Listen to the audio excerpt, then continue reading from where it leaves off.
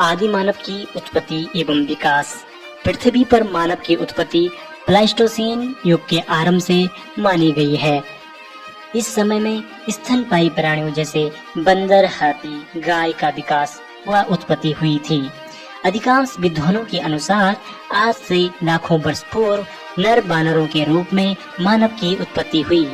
पहले ये नर बानर वृक्षों पर रहते थे, लेकिन समय के साथ ये नर बानर वृक्षों से उतरकर अपने पिछले पैरों पर चलने लगे और पृथ्वी के धरातल को ही अपना निवास स्थान बना लिया और इस तरह मानव कहलाने लगे।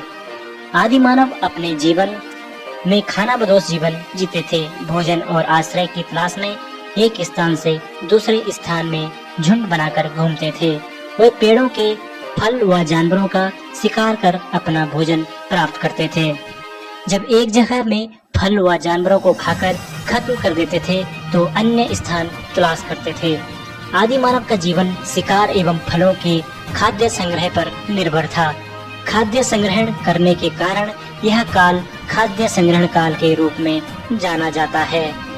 पानी के लिए आदि मानव नदियों, तालाबों व झरनों पर निर्भर था। भारत के कई जगहों पर आदि मानव द्वारा प्रयोग किए गए औजार प्राप्त किए गए हैं। आदि मानव शिकार किए गए जानवरों के खाल या पेड़ों की पत्तियों से बने कपड़े पहनता था।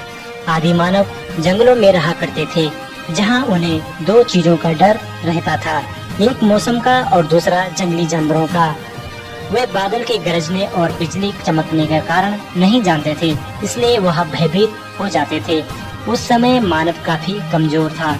वह बाघ, चीता, शेर आदि खूंखार जानवरों का आसानी से शिकार हो जाता था। इसलिए इन सब से बचने के लिए वह गुफाओं और पेड़ में छुपकर अपनी रक्षा करता था। एक समय बाद मानव ने आग की खोज की।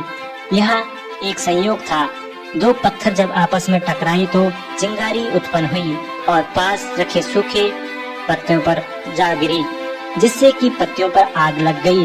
फिर इस आग का प्रयोग मानव जंगली जानवरों को भगाने तथा अपनी रक्षा के लिए करने लगा।